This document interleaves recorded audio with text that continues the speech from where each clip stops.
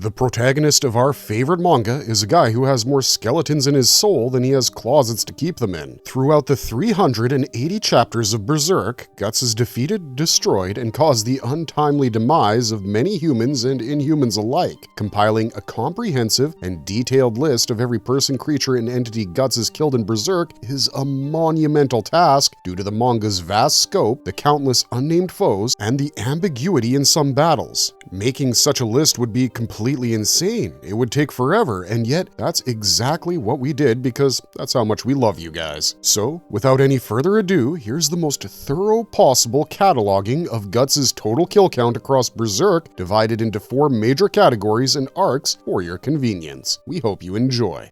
The Black Swordsman Kill, Female Apostle. First on-page kill. When you know your series is going to be about a demon hunter, what better way is there to introduce your protagonist than by having him kill a succubus in the first couple of pages? The female apostle who devoured Guts' friend Corcus during the eclipse was killed by Guts with his arm cannon in the opening sequence of Berserk, which sets the tone for the rest of the arc and series. The fact that he knowingly seduced an apostle and used such a technologically advanced weapon to take care of it puts him in a league of his own, because he's not just tracking down demons, he's using specialized equipment to deal with them. The arm cannon was the first weapon we saw Guts use canonically, but we will be introduced to the rest of his arsenal with his next batch of kills. 4 Coca Thugs. Guts debuts the rest of his iconic arsenal by taking out 4 thugs in the apostle-ruled town of Coca. 3 of them are shot in the head and neck by Guts with his signature repeating crossbow, and the 4th is cut in half by the debuting Dragon Slayer. He shoots a 5th thug through the nose with the crossbow, but leaves him alive so he can go warn his boss that the Black Swordsman is coming for him. This brings his kill count in the first third of the first chapter of Berserk to 5. The Snake Baron's Foot Soldiers. Several unnamed henchmen in Coca were killed by Guts during his assault on the Snake Baron. He hid himself under a mound of corpses to ambush the Baron's soldiers and took out 5 of them with his crossbow. The 6th guy he cut in half with Dragon Slayer along with his horse. If we don't count this particular equestrian demise, Guts' kill count before getting to the Snake Baron rises to 11, and his little stunt with the corpses dissuades any other idiots from rushing him head first. This brings him face to face with the Baron himself, and speaking of the Baron, Snake Baron, second apostle kill. The Snake Baron was the apostle ruling Coca when Guts arrived in town. The news of the Black Swordsman's presence sent him into a killing frenzy, so he started destroying Coca and was confronted by Guts in the process. What followed was a brief but intense exchange where Guts' repeater crossbow was rendered useless by the Baron's apostle body. He also proceeded to body Guts like he was a ragdoll in a pro wrestling ring, because we're pretty sure no one survives getting their spine stomped on by a giant cobra tail without getting a couple of fractures. But Guts being Guts, he only allowed himself to get treated like that to create an opening. After getting his face blown in half with the arm cannon, Guts kills the Snake Baron with the Dragon Slayer. Well, technically he leaves him alive, riddled with crossbow bolts and at the mercy of a falling building on fire, but it counts all the same. In just the first chapter of Berserk, Guts has racked up a dozen kills, and that doesn't slow down in the following chapters of the Black Swordsman arc. Several possessed skeletons and Colette. Now, throughout Berserk, Guts kills more dead souls than we can count. As a man bearing the brand of sacrifice, he's constantly under attack from the spirits of those who had died unjust deaths, and to keep track of all the times he cuts down ghosts would be next to impossible. So what we'll do instead is talk about the possessed bodies that those souls inhabit in their effort to take control of Guts' body, and that includes skeletons. In the second chapter of Berserk, Guts is walking through a deserted road in the rain, making his way to his next target. He's offered a lift by an old man and his granddaughter, but he refuses initially because he doesn't want to put them in harm's way. When they keep on insisting on helping him, he agrees because he needs sleep, but his warnings come true when their wagon is attacked by roughly 20 undead skeleton warriors. The skeletons he deals with the same way he deals with those dead souls we just mentioned, but while he's fighting them off, Guts had to kill his first on-page civilian. The wagon driver's granddaughter ended up getting possessed by one of the dead souls commandeering those skeletons, and she decapitated her granddad before stabbing Guts in the belly. The black swordsman reacts instinctively and cuts her in half, but then throws up because he can't believe he's just killed a little girl. He proceeds to absolutely wreck every zombie skeleton stupid enough to try him, but when dawn breaks, we learn that Guts is a man with a heart after all. He felt immensely guilty about killing Colette and blamed himself because he accepted her granddad's offer, but when Puck tries to absolve him of this guilt, Guts goes back into cynic mode and says that anyone not strong enough to survive in the wake of a walking disaster like him probably deserves to die. It feels like he's convincing himself that he can't be bothered with small fries like Colette because viewing others as ants is what keeps his legs moving. These 41 kills in the second chapter of Berserk introduces us to the true perils of Guts' journey while also displaying his ability to take down multiple opponents all by himself. The total kill count at this point is 53, and it only gets bigger from here. Slug Count's guards and corpse disposers. Several unnamed human minions were killed during Guts' infiltration of the Slug Count's city, as he sought to round out the Black Swordsman arc with a nice trifecta of dead apostles. While the female apostle and the Baron were both present at the eclipse, the Slug Count killed Guts' good friend Pippin and used his body to try and bait Guts as well. That reason isn't made evident in this arc, but once you read the eclipse, you can't get it out of your mind. So, when the Black Swordsman walks into the Slug Count's city and hurls the head of an executed heretic back at him, it's taken as a declaration of war. After provoking the ruler of the city, Guts tries to find a safe place to camp, but he's caught by the Count's guards. He takes out a dozen of them, 2 of whom Puck helps him kill. He almost gets cornered by the Count's captain of guards, but the apostle's former physician helps Guts escape. That physician is later caught and executed as well, but before he dies, he pleads with Guts to avenge all those killed unjustly by this monster. Guts murders the 2 corpse disposers assigned with dumping the physician's head in a corpse pit and vows to bring vengeance down upon the Count for Pippin's sake, for the physician's sake, and for his own sake. The kill count currently stands at 67. Zondark. The Count's captain of the guards turned pseudo-apostle, Zondark is killed by Guts after they have 2 preliminary fights. The first time, Guts embarrasses him in front of his soldiers by smashing his face mask into his face. Zondark is brought to the Count's castle where he's turned into a pseudo-apostle because the Count admires his chutzpah. Pseudo-Zondark versus Guts was a more evenly matched battle because, as a pseudo-apostle, Zondark was finally able to keep up with Guts' master swordsmanship. Still, he couldn't get the job done and got part of his head sliced off, which allowed the Count to invite Guts for a final showdown at his fortress. When Guts shows his invitation at the gates, he's ambushed by pseudo-Zondark, who's looking like a demonic slug himself. After a brief scuffle, Guts finally kills him by decapitating him properly this time, and then smashing the parasite the Count was using to control him to pieces. He then moves into the inner ward where he's faced with his next challenge. The Count's Castle Minions. After taking out 2 guards standing watch at the castle's inner gates, Guts is confronted by the Count's minister and 50 armed guards. His first slashing movement with Dragon Slayer takes out 4 men at the same time. His second slash achieves the same results, and he murders 4 other soldiers in rapid succession. The minister calls in a guy called Garrico, who was the first big man opponent we saw Guts cut in half. The Black Swordsman pushed Garrico up against a pillar with a shield-breaking swing, and then bifurcated him with Dragon Slayer, breaking the pillar in the process. After seeing Garrico, their second strongest fighter, slain in battle, the rest of the Count's guards flee the scene, and Guts drags his minister to the throne room. These 15 kills, plus Zondark, brings his total kill count to 83. Slug Count. Last kill of the Black Swordsman arc. An apostle and a ruler of a land with a fire-breathing dragon on its banners, the Slug Count was defeated and killed by Guts in his own castle, though he puts up a better fight than the female apostle and Snake Baron combined. The Slug Count's regenerative powers make his severed limbs grow back stronger than before, and he exploits this to absolutely batter Guts. He breaks his fingers and gives him a couple concussions at the very least. All things considered, the Slug Count would have killed Guts had he not gotten distracted by collateral damage being used as a decoy.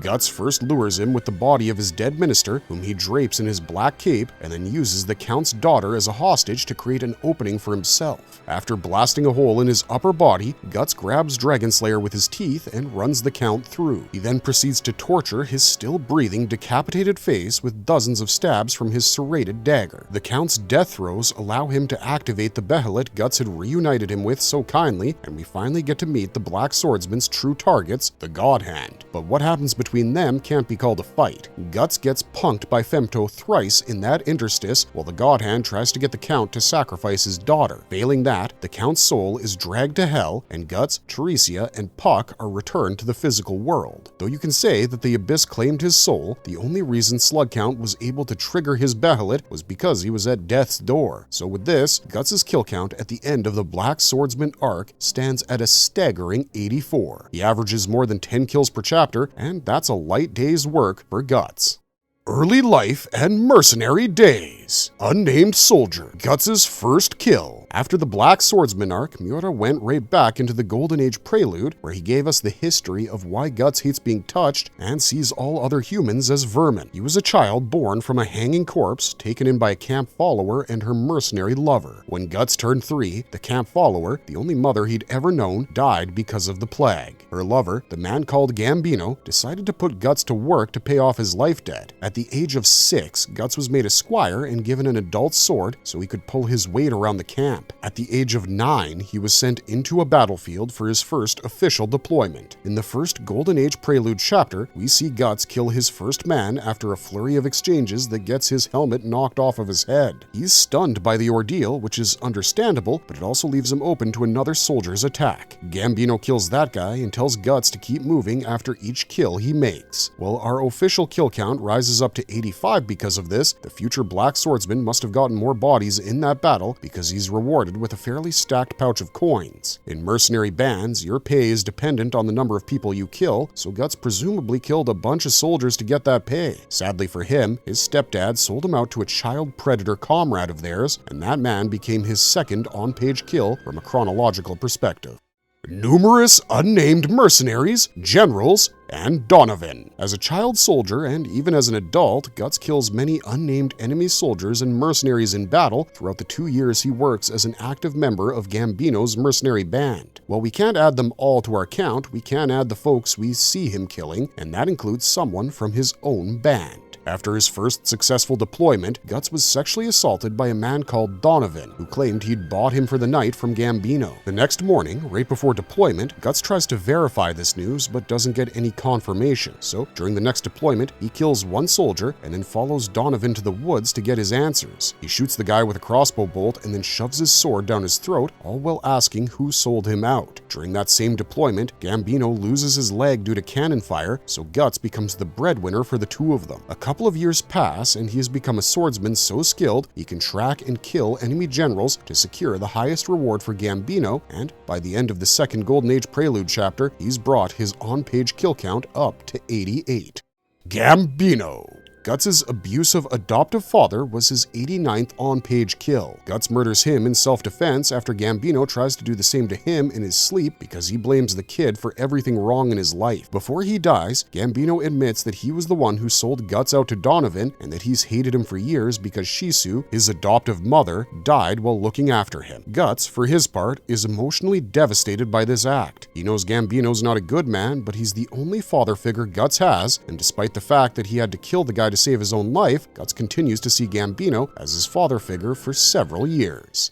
Half a pack of wolves. After killing Gambino in self-defense, Guts flees his mercenary camp because he knows no one will believe him. Everyone resents his presence in the band already because they think he's a cursed child and there were no witnesses to Gambino's actions. While escaping, he's shot through the shoulder with a crossbow bolt that makes him fall off of a cliff, but somehow he survives. As he starts walking underneath the moonlight, a pack of a dozen wolves sets upon him. Guts thinks to himself that this is the end, but his body reacts before he can finish the thought. He kills 6 of the 12 wolves off of pure survival instinct, and when the pack is halved by him, the rest of them disappear. As he passes out on the ground and is picked up by another mercenary group that just happens to be crossing the region, his kill count stands at 95. We're including these wolves because they represent an important aspect of Guts' personality. Even when he thinks he wants to die, he doesn't, and he'll kill anything that's trying to kill him, human or otherwise. In a way, this was his first inhuman hunt, and it won't be his last by a long shot.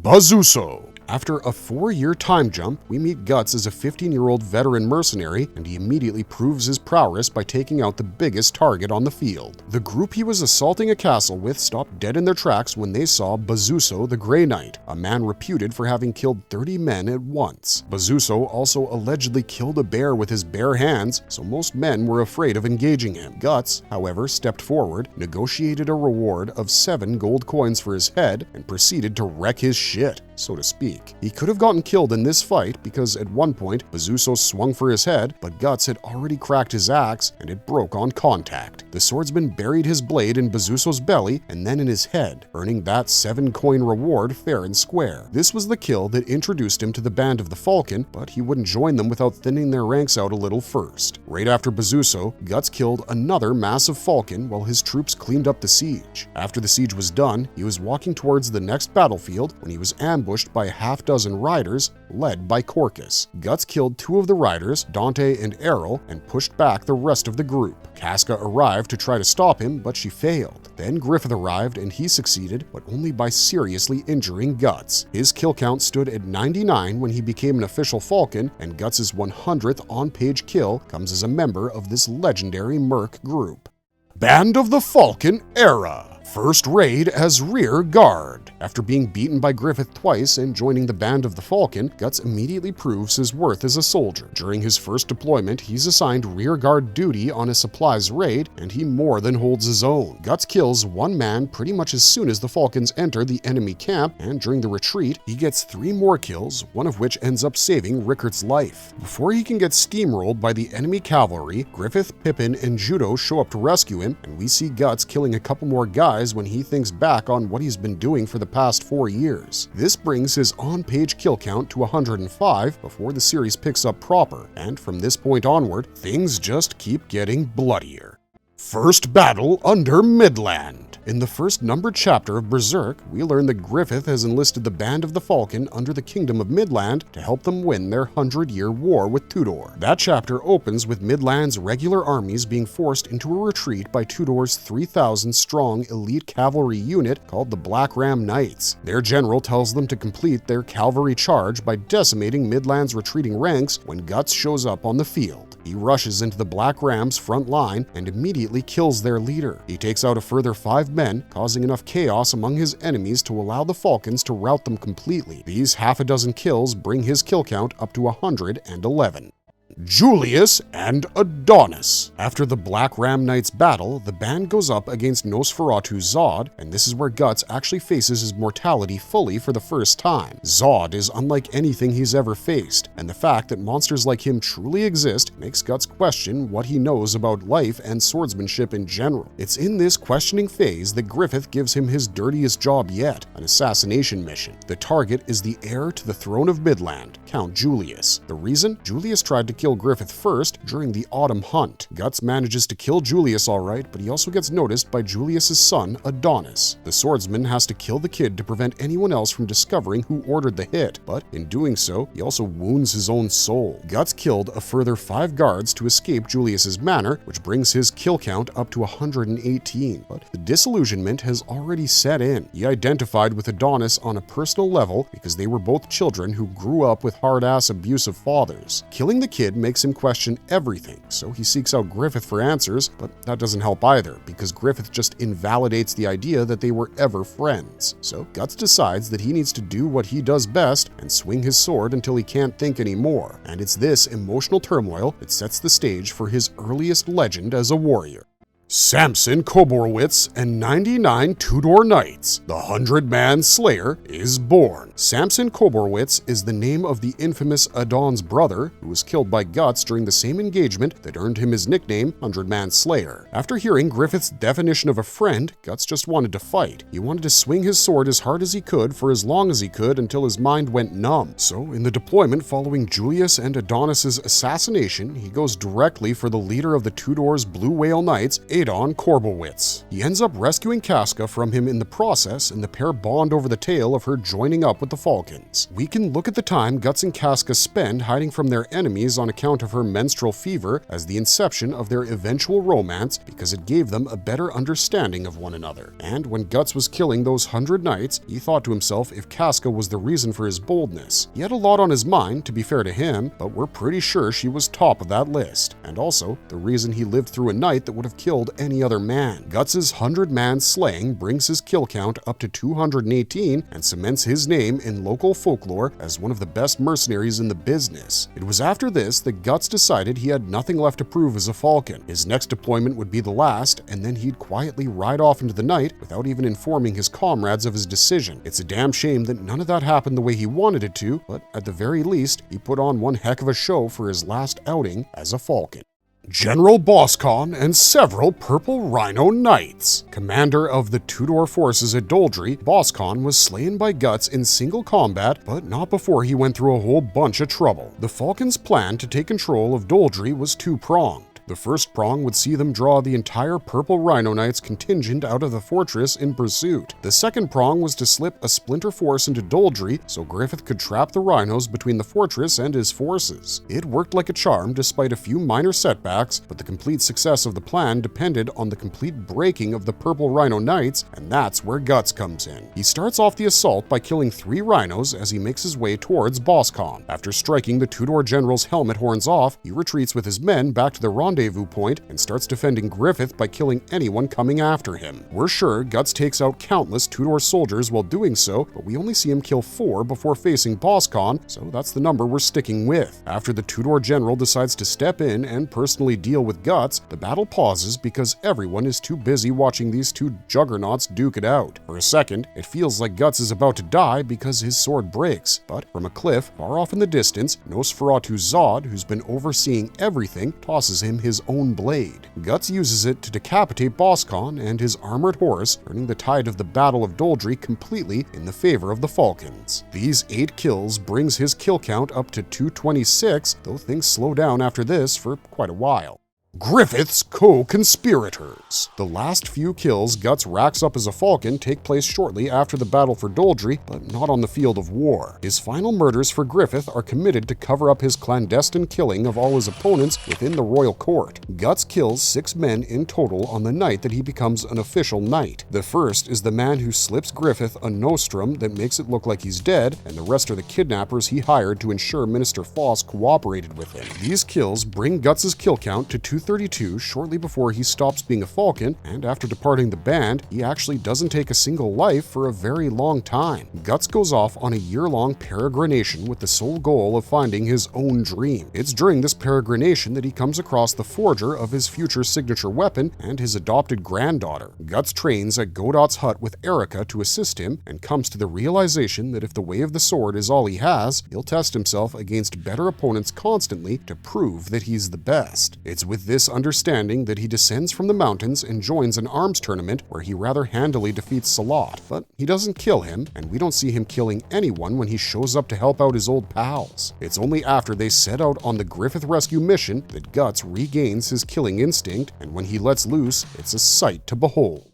Tower of Rebirth jailer and several Midland soldiers. When the Griffith rescue mission begins, we figured there'd be some casualties, but we didn't think Guts would practically replicate his 100-man slaying feat. Once he realized what the King of Midland had ordered done to Griffith, Guts couldn't hold his rage back. He immediately killed the jailer/torturer that resides within the Tower of Rebirth as revenge for torturing Griffith. He then killed 30 soldiers attempting to subdue his party all by himself. We see him kill a further 9 men as he clears a path for his comrades, but it's evident that Guts killed a lot more people from the trail of bodies we're shown on his way to the escape point. These 40 kills bring his kill count up to 272, and while he and his party manage to hit the sewers, Guts' sword doesn't get a moment's rest because Bakiraka Assassins. In the sewer, the rescue team is attacked by a group of 5 highly trained, highly skilled Bakiraka assassins. These guys are only deployed when the king really needs to get rid of someone, and if one of their members hadn't jumped the gun and screwed up, they'd have been more than a handful for our heroes. Guts kills the guy who accidentally shoots Princess Charlotte with a poison dart, and he also splits open the brain of the guy wielding Bog Nox. The rest of the Bakiraka are dealt with by his comrades and the king, who murders the sole survivor on account of Charlotte getting injured. These 2 kills bring Guts' kill count up to 274, and he isn't done swinging his sword for Griffith's sake just yet.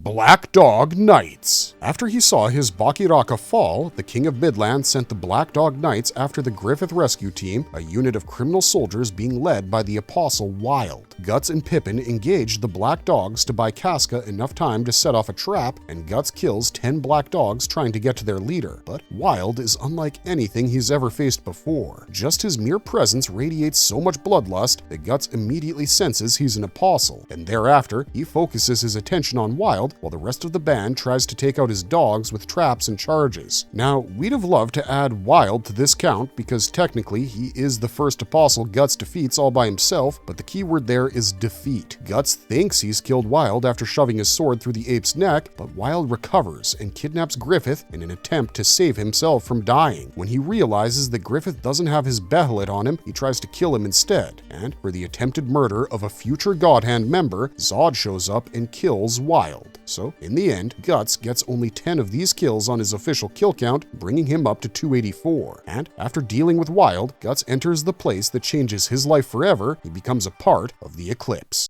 The Eclipse. Now, this is a bit of a head-scratcher because unlike the rest of the kills we've mentioned on this list, we don't actually get to see the dead bodies of the apostles that Guts goes apeshit on during the eclipse. Also, killing an apostle is a difficult task because these are creatures that keep coming at you despite losing limbs, being stabbed through vital organs, and more. But here's the thing, none of the apostles Guts attacks during the eclipse are ever seen again, so that tells us he most likely killed them during that infernal ceremony. Now that we have that understanding, we don't want to spend too much time discussing the eclipse because we've done that several times on our channel, so we'll just give you the number of apostles he kills. Guts takes down 14 apostles trying to get to Casca. This brings his kill count up to 298. He probably would have killed a lot more of those bastards if Griffith didn't decide to make his macabre debut as the newest Godhand member. After the most disgusting moment of Berserk transpires over the course of 2 harrowing chapters, Guts passes out for several days. When he wakes up, his world has changed entirely, and he's no longer the guilt and doubt-riddled young man that went to rescue the leader he believed in. He has become the Black Swordsman, and as the Black Swordsman, he's got the devil's luck on his side. That's because his first target literally walks up to him.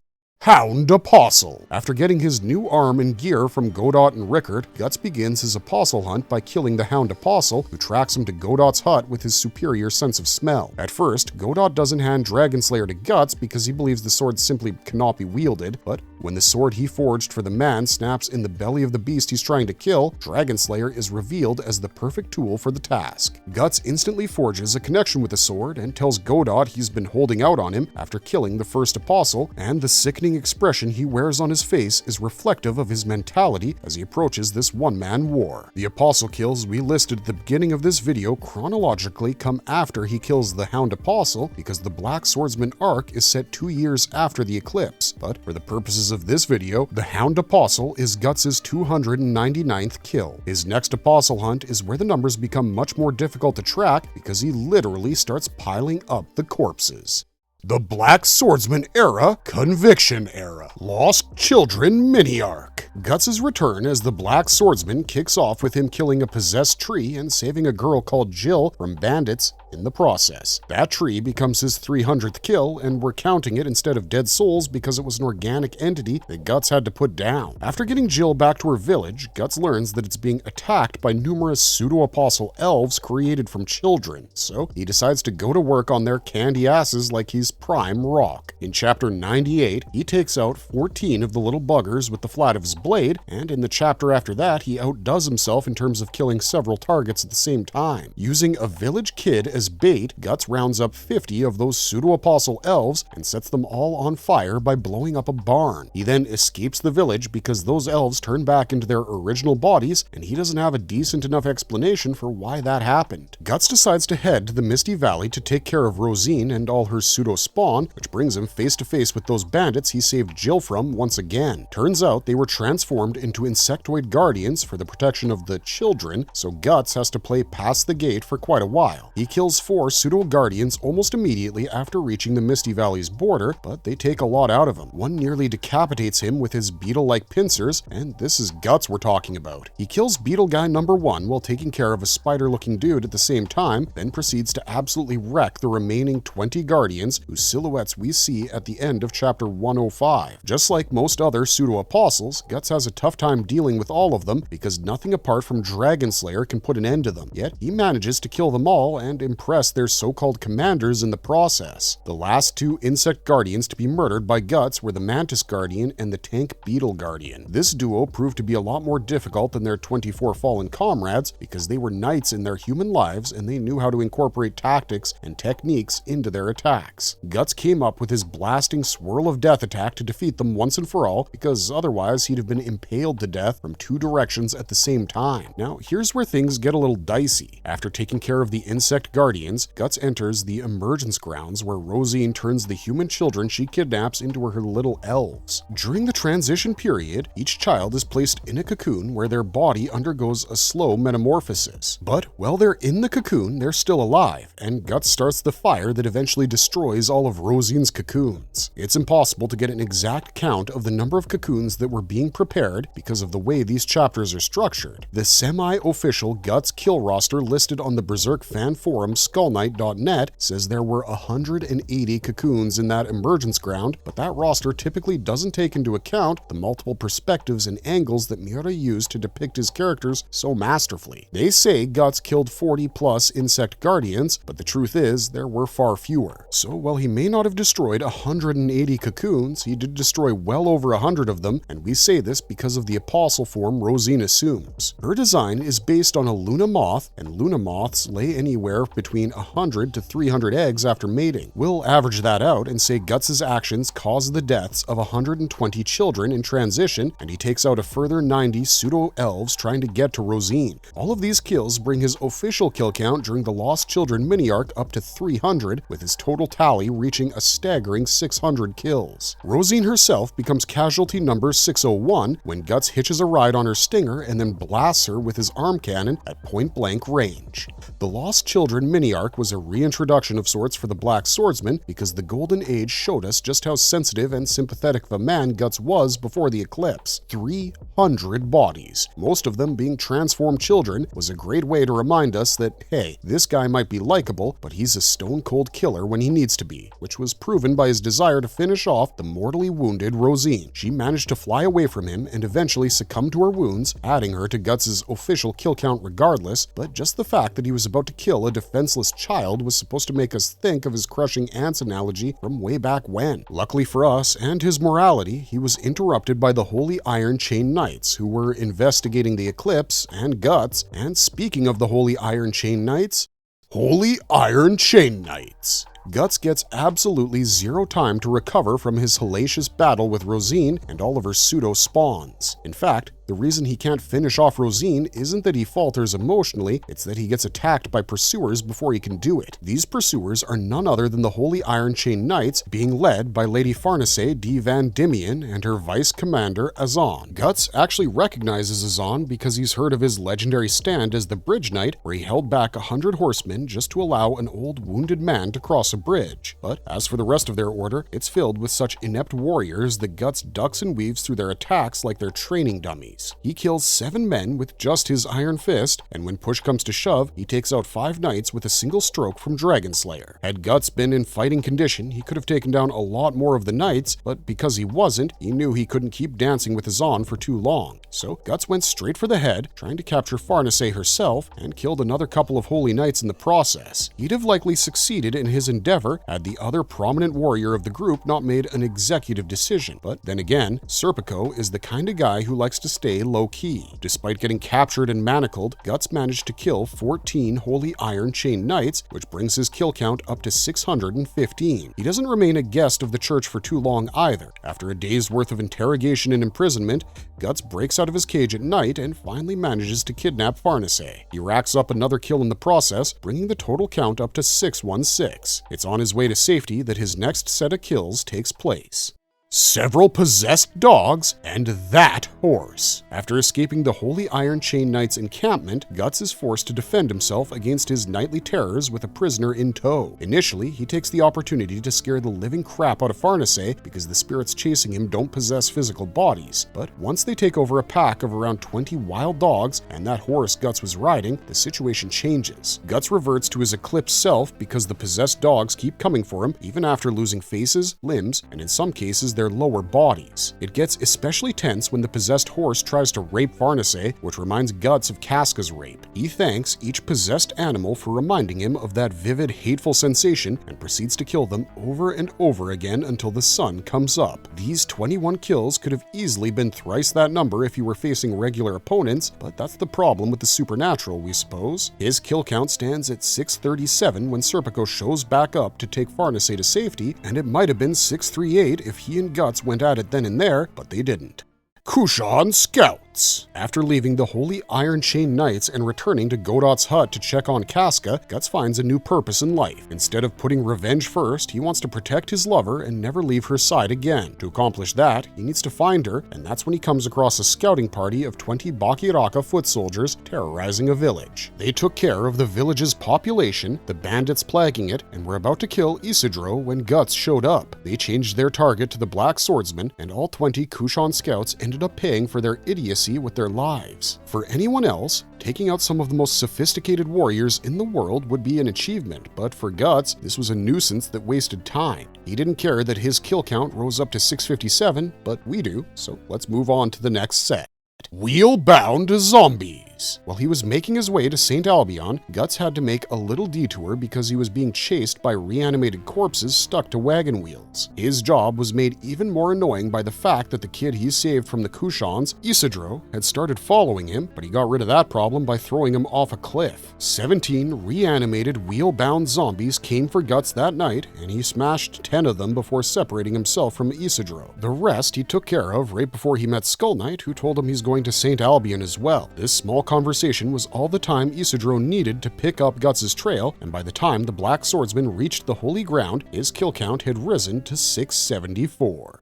Heretics, Holy Knights, and a Goat Man. As soon as he reaches St. Albion, Guts takes out 4 cavalrymen and their horses. This power move was executed by him in search of Casca, whom he eventually found in a cave filled with heretics thanks to Isidro and Puck. Upon reaching said cave, Guts immediately kills 9 heretics possessed by evil spirits to save Casca's life. He then kills a further 6 to clear an escape route for his rescue party, but he's blocked from exiting himself by the Great Goat, a pseudo-apostle whose name matches his physical features. Guts initially struggles against him because of his speed and erratic hopping pattern, but he eventually manages to take him out thanks to Rickert's mini-bombs. These 20 kills bring his count up to 694, and that's actually just the beginning.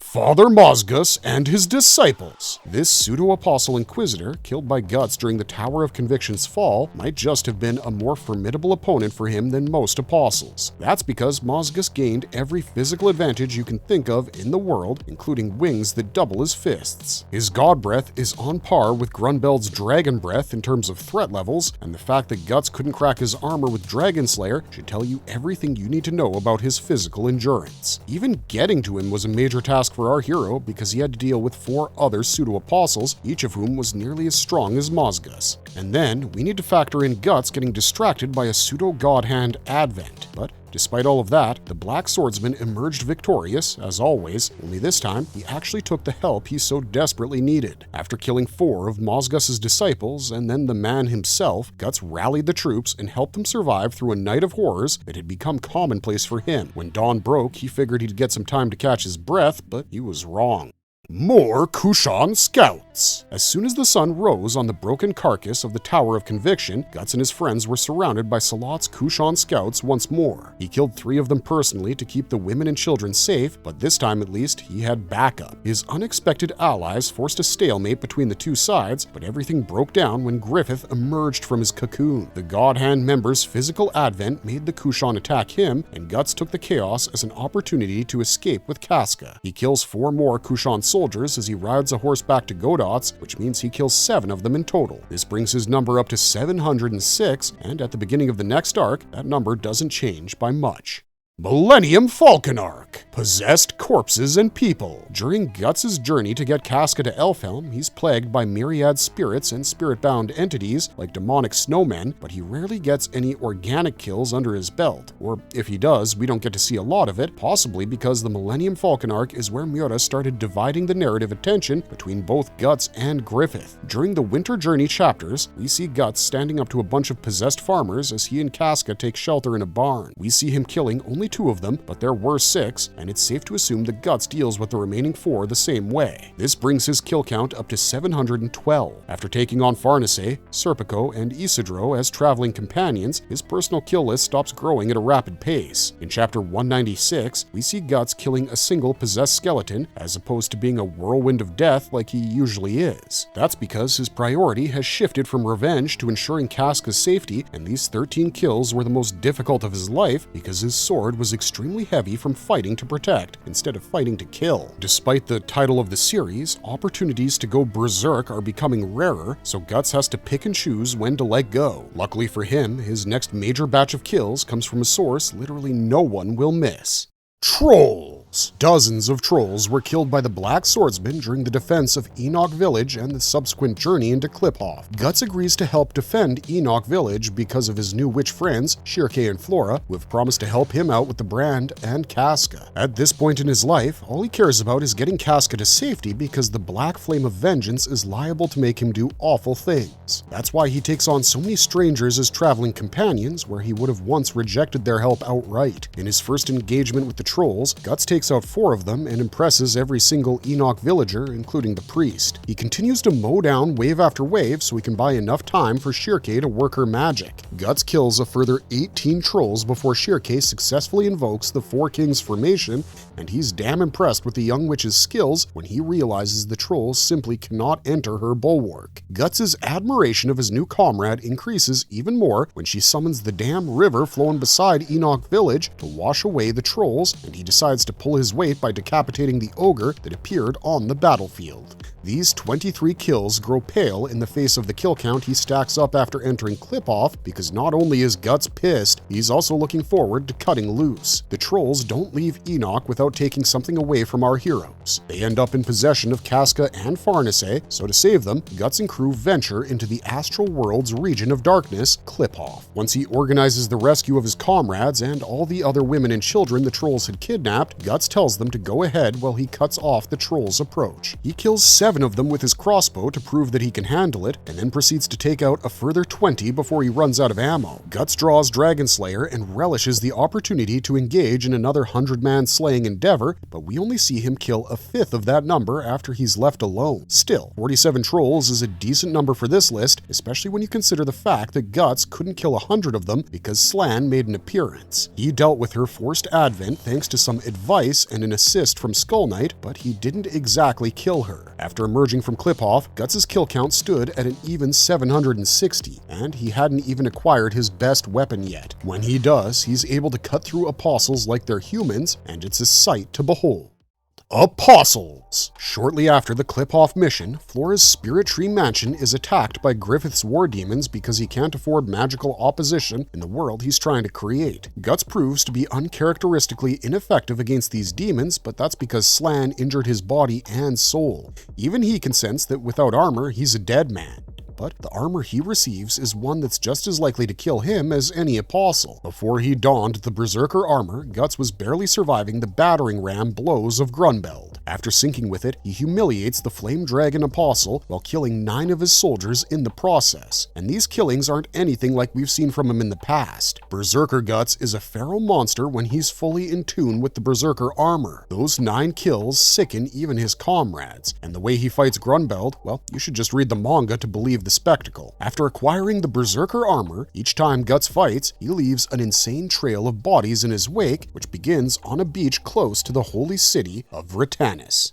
Pishacha and Daka in Vritannis. Many Kushan demon soldiers and familiars were slain by Guts before and during the defense of Vritannis from Ganishka's invading forces. He was headed to that city because it's the westernmost port in the world and the only place where he'll find a ship willing to head further west to Puck's homeland. While resting on a beach before entering Vritannis, Guts and his companions were beset on all sides by crocodile familiars who were a part of Emperor Ganishka's clandestine takeover strategy. In a single night, the Kushan Emperor subdued most of the western coastline except the little nook where Guts had set up camp. There, he lost around 20 crocodile familiars to Guts' blade before Serpico killed all their handlers. Things probably would have stayed that way had a Makara not shown up on the scene, and to defeat this familiar created from a possessed blue whale, Guts needed to unleash the Berserker armor. That brings his total familiar kill count before entering Vritannis up to 21, and no, we're not going to include the mounds of crocodile corpses he creates in his Berserker state to our list,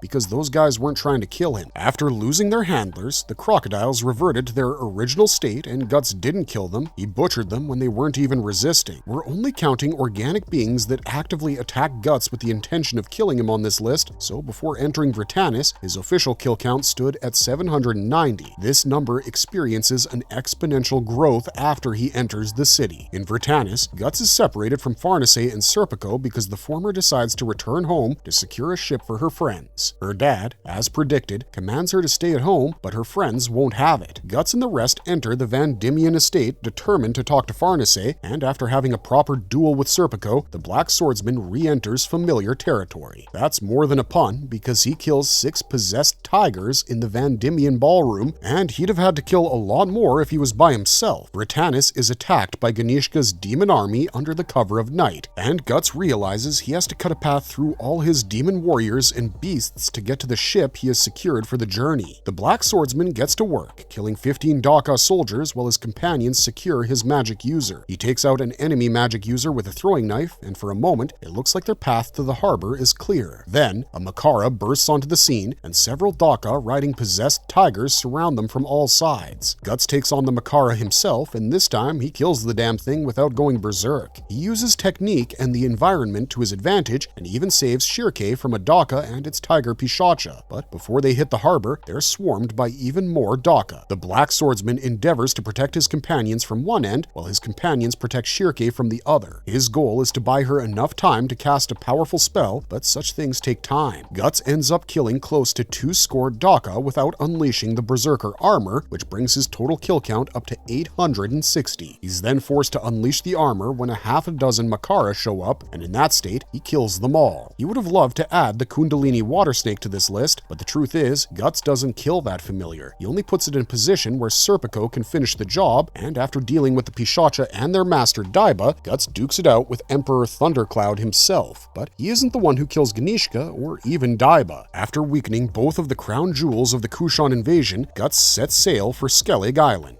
He doesn't kill more than he needed to because his priority was fixing Casca. To that end, he lets go of an opportunity to face Griffith, and for the longest time, Guts is at sea without enemies to defeat. That all changes when we enter the final arc penned by Miura himself, the Fantasia Arc, the Sea God and its Tentacle Monsters. The penultimate set of mass killings that can be attributed to the Black Swordsman take place in the middle of his journey to Skellig Island. After the great roar of the astral world, which put the entire globe into an interstice, the presence of magical threats increased exponentially. Shortly after setting sail from Vritannis Bay, Guts' ride, the Seahorse, sinks 2 pirate ships and riddles a third with enough holes to ensure it can't chase them. But the great roar unlocks the spiritual cage of the Sea God, who devours the third vessel and turns every single person on it into a tentacle demon. In fact, every single tentacle and sea slug-like monster that Guts and his crew defeat on the high seas used to be human until the sea god devoured and transformed them. Now, they attack passing vessels either as individual tentacles or as a kraken-like swarm, which is likely composed of multiple people fused into a single entity. At the end of chapter 309, Guts takes out 3 tentacles, saving his vessel from sinking, and the opening of the next chapter sees him kill 3 more in quick succession. After telling every sailor on deck to get out of his way, he proceeds to slaughter 10 tentacle monsters and then executes his exploding spin stroke on a kraken. Since it possessed 12 eyes, we'll assume the kraken was composed of 6 devoured humans, which means Guts technically killed 16 of them. After reaching the sea god's island and determining just how big of a threat it is, the black swordsman proceeds to engage an entire island's population in battle, mostly because they've all been converted into tentacle monsters. While Serpico and the rest focus on keeping themselves alive, Guts kills the equivalent of 40 humans by cutting down tentacles and krakens alike. But just as he was picking up steam, the pirate ship reappeared and brought with it an entire nest of sea slugs whose bodies are the foundation of those krakens and tentacles. Now, here's an interesting fact for you. In nature, there are several sea slugs that devour their prey and then use their poisonous limbs for self-defense after assimilating them with their own bodies. It appears Miura used this biological fact to create the sea god's slug slaves,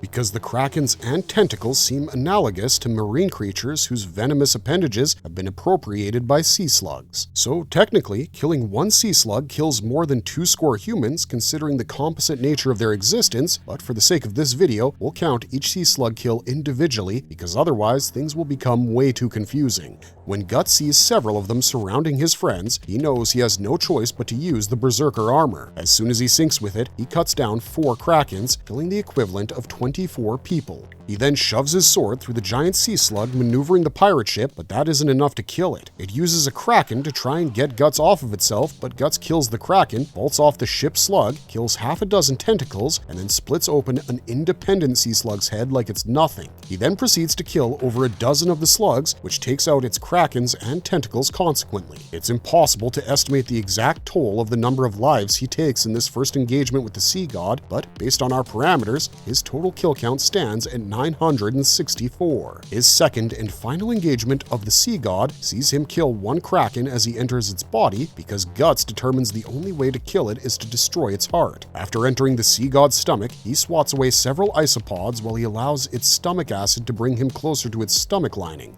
Breaching that lining takes him through its abdominal cavity into its lung cavity, where he finds more insect-like parasites defending the sea god. We see him kill 20 of these creatures, but in truth, he might have taken down a much larger number. We'll stick to 20 because that works best for our estimations, and upon entering the sea god's heart chamber, Guts faces his most difficult challenge to date. He has to make his way to the heart while walking through a dense environment that turns each of its heartbeats into a sonic weapon. He also has to kill the myriad sea monsters defending the heart itself, an effort that nearly blinds and deafens Guts. After slaying all 24 of these sea monsters, the black swordsman delivers the killing blow to the heart of the colossal sea god, destroying it from within. This is the last life he takes in his quest to reach Elfhelm, which brings his total kill count up to a staggering 1,009 kills. For now, Guts' final quote-unquote kill occurred after he made landfall at Skellig Island. As part of the island's defenses, a wicker man was set upon his crew, and wicker men are created from sacrificial offerings of human beings. Guts took it down with a shot from his arm cannon and a swing from Dragonslayer, which revealed the many skulls that acted as an intermediary for wicker man magic. This 1,010th kill is Guts' last one so far. After Casca's mind is restored, Elfhelm ends up getting attacked by Griffith, who kidnaps her with some help from Zod. Guts tries to kill them both, but fails, and because Casca is gone, he falls into a pit of despair from which he's yet to crawl out of.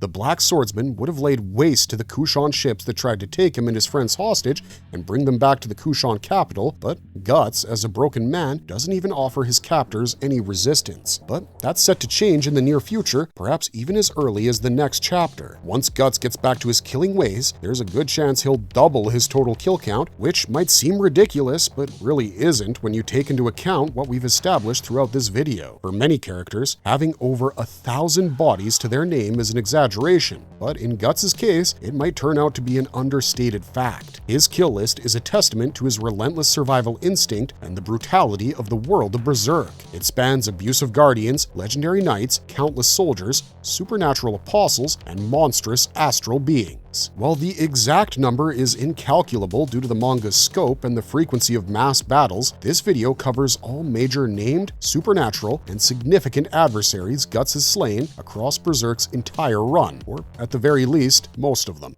Marvelous verdict! Let us know your thoughts on this ultimate compilation of every single kill in Guts' kill counter down in the comments below. Let us know your favorite Guts kill. Maybe it's his most stylish, maybe it's the most memorable, but we want to hear about it. Don't forget to like, share, and subscribe for more detailed Berserk content, and we'll see you guys in the next one. Until then, stay safe out there, and remember, keep on struggling, strugglers.